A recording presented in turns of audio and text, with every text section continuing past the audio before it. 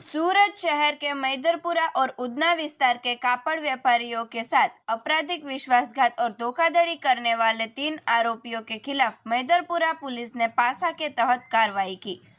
सूरत शहर के व्यापारियों के साथ हो रही धोखाधड़ी और आपराधिक विश्वासघात के मामलों के आरोपियों द्वारा इस प्रकार के संपत्ति संबंधित अपराधों को रोका जा सके और अपराधों पर अंकुश रहे तथा लोगों की सुख शांति और सुरक्षा बनी रहे, इस उद्देश्य से ऐसे मामलों में पकड़े गए आरोपियों के खिलाफ पासा दरखास्त करने का निर्देश दिया गया था।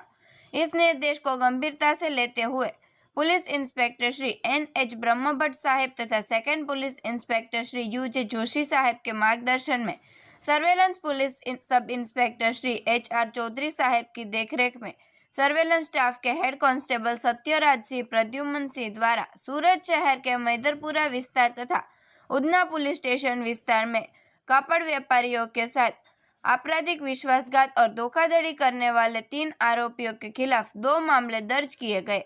इन मामलों के आधार पर आपराधिक मानसिकता रखने वाले आरोपी महेंद्र उर्फ मुकेश कांतिलाल पटेल की पासा दरखास्त मंजूर करते हुए आरोपी को मध्यस्थ जेल राजकोट भेजने की व्यवस्था की गई।